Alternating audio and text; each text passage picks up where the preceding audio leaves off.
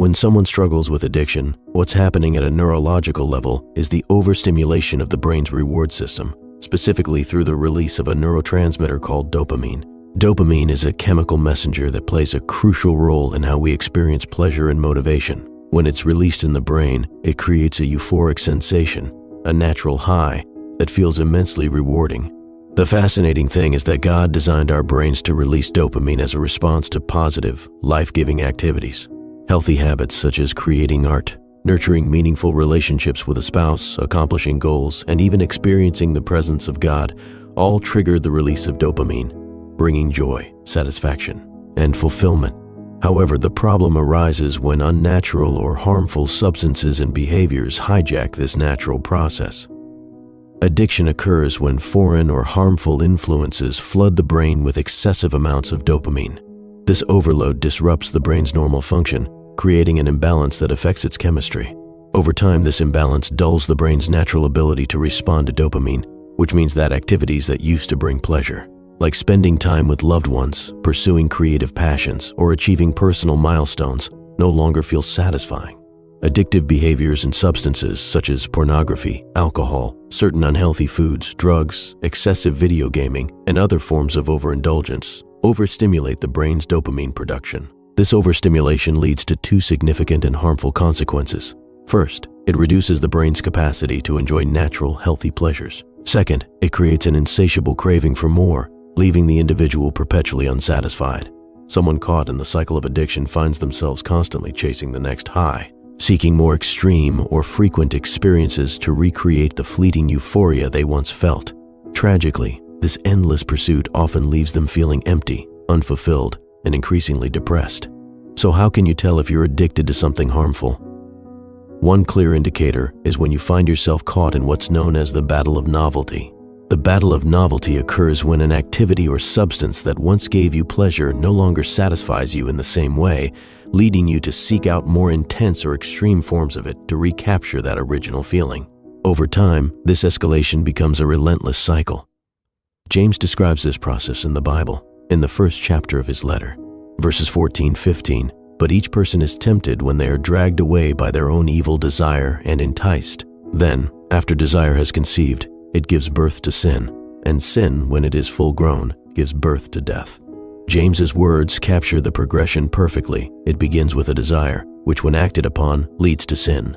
As sin matures, it grows more destructive and eventually leads to death, spiritual, emotional, or even physical.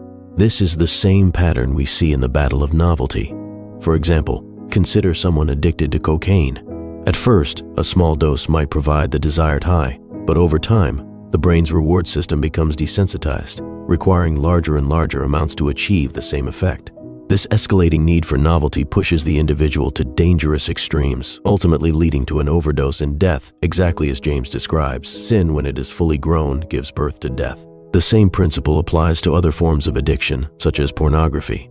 At first, a person might find satisfaction in something as simple as a picture in a magazine, but as their brain becomes desensitized, that no longer satisfies. They then turn to more explicit images, which eventually escalate to watching videos. Over time, even these videos lose their impact, prompting them to seek out more extreme and often disturbing content. This need for increasingly deviant material can lead to destructive behaviors, such as visiting strip clubs or engaging with prostitutes. Actions that not only damage their soul, but also put them at risk of physical harm, diseases, and even violence. As James warned, sin, when fully developed, leads to death. This cycle of addiction doesn't just affect the individual's ability to experience joy in harmful behaviors. It also robs them of the ability to enjoy life's natural blessings. While they are chasing artificial highs, the simple pleasures of life, like spending time with family, enjoying a meal, or basking in God's presence, no longer bring them happiness. This is why addiction often leads to profound feelings of emptiness and depression. Breaking free from addiction requires more than just willpower. It requires a transformation of the heart and mind. True freedom comes when we allow God to heal the brokenness within us and restore our ability to experience joy in the way He intended. Addiction is a counterfeit version of the true pleasure and satisfaction found in God. It promises fulfillment but delivers emptiness. By turning away from these harmful behaviors and seeking God with all our heart, we can find lasting freedom and reclaim the joy we were created to experience. Remember, addiction isn't just about what you're doing, it's about what you're seeking. If you find yourself in the battle of novelty, constantly craving more and more to feel satisfied, it's time to turn to the one who offers true peace and fulfillment. Only by surrendering to Him can we break free from the chains of addiction and step into the abundant life He promises. What should we do if we find ourselves caught in any form of addiction or harmful behavior? The answer is clear: cut it off. In the moment, make a conscious decision to stop, to break the cycle, and begin the process of rewiring your mind. This is the only way to regain the ability to enjoy the natural release of dopamine, the way it was meant to function, rather than being trapped in a cycle of overproduction that leads to imbalance and addiction. To break free, it's essential to cultivate new habits that encourage the proper and healthy release of dopamine. These habits allow you to experience a natural high, which brings true joy, peace, and fulfillment. It's time to make a difference in the world. Join us as we spread the good news of Jesus Christ. Subscribe to our channel for powerful messages, prayer requests, and opportunities to serve. Like and share our videos to help us reach more people. Remember, God intentionally designed our brains to release dopamine to reward us for engaging in meaningful and life-giving activities. There are numerous natural ways to experience this joy, such as the satisfaction of hard work, the sense of accomplishment from achieving goals, building something new, or investing in personal growth. For example, the bond and intimacy shared with your spouse, the peace found in nature during a walk, or the rush of endorphins after a workout. All of these reflect God's design for us to experience a healthy, lasting sense of euphoria. Think about the incredible feeling you get after engaging in exercise. While working out may feel painful or tiring in the moment, the euphoric sensation afterward, a mix of dopamine and endorphins, makes it all worthwhile. This same principle applies to spiritual practices. God designed us to experience joy and elevation when we engage in activities like studying His Word, spending time in prayer, or worshiping Him. When we seek God's presence, receive divine revelation, or immerse ourselves in His truth, it should elevate us emotionally and spiritually. Yes, I mean it. Spending time with God is meant to make you feel high, in the best and most natural sense of the word. It's a feeling of joy, peace, and fulfillment that no artificial source can replicate. However, we cannot fully appreciate these natural highs when our brains are contaminated by the overproduction of dopamine from harmful sources. When addictions or unhealthy habits dominate our lives, they create internal conflict. This conflict prevents us from experiencing joy in the ways God intended.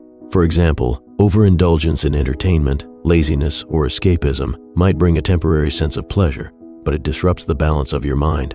When you spend excessive amounts of time indulging in shallow forms of entertainment, your brain becomes conditioned to seek dopamine from these sources, leaving you less motivated to engage in productive, creative, or meaningful activities. Let's consider entertainment addiction. Watching TV, playing video games, or scrolling through social media can all release dopamine, but when these activities are overindulged, they interfere with your ability to enjoy the satisfaction of hard work, personal growth, or creative pursuits. If your mind becomes overly reliant on entertainment for pleasure, you'll find it harder to focus on achieving goals or pursuing meaningful projects. Your brain is essentially at war with itself, torn between instant gratification and long-term fulfillment. Another harmful source of dopamine overproduction comes from sexual sin, pornography, masturbation, or prostitution. These behaviors train the brain to seek artificial pleasure, distorting one's ability to form deep, meaningful relationships. I can't tell you how many couples have had their marriages damaged or even destroyed because of pornography. Research shows that pornography rewires the brain, leading to unrealistic expectations and dissatisfaction in real-life intimacy. This contamination of the mind makes it nearly impossible to fully enjoy the God-given gift of a relationship with your spouse. The same principle applies to overindulgence in other areas, like video games or unhealthy food.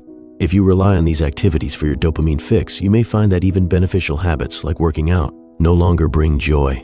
Why? Because your brain has been trained to expect a much larger dopamine release from these harmful or excessive sources, making the natural highs seem insignificant in comparison. So, what can you do to reclaim your life and restore balance? First, make a deliberate choice to cut back on or eliminate these harmful habits. Replace them with activities that provide natural, God-ordained pleasure. Start small, take walks, engage in creative hobbies, spend quality time with loved ones, and prioritize physical exercise. Over time, your brain will begin to rewire itself, and you'll rediscover the joy of these simple yet fulfilling activities. But most importantly, turn your focus to God. There is no greater source of lasting joy and peace than the presence of the Lord. Allow your heart to find its greatest satisfaction in worship, prayer, and studying His Word. This isn't just about avoiding sin. It's about choosing to center your life on something eternal. Jesus addressed this directly in Matthew. No one can serve two masters. Either you will hate the one and love the other, or you will be devoted to the one and despise the other. You cannot serve both God and money. What Jesus was pointing out is that our hearts cannot be divided. If we allow idols, whether they be money, entertainment, or even relationships, to take the place of God, our spiritual lives will inevitably suffer. Idols don't have to be physical statues. An idol can be anything that consumes your time, energy, and devotion at the expense of your relationship with God. When your heart is divided, your prayer life will weaken, your worship will feel hollow, and the joy of God's presence will fade. So, where is your heart? Is it focused on fleeting, artificial pleasures, or is it grounded in God's eternal truth? True freedom comes when you shift your focus from the things of this world to the one who created it. When you allow God to be the source of your joy, you'll experience a dopamine release that no one and nothing can take away. Money can be lost, relationships can change, but your faith in God is unshakable. Let your joy, your pleasure, and your sense of euphoria come from the Lord. When you do, you'll find that the natural highs of life, working hard, growing closer to loved ones, pursuing personal goals, and worshiping God, are more than enough to bring peace and fulfillment. There is no greater freedom than finding joy in something eternal, something that cannot be stolen or destroyed. Choose God and let Him restore the balance in your life. Allow Him to guide you toward the joy and satisfaction that only He can provide.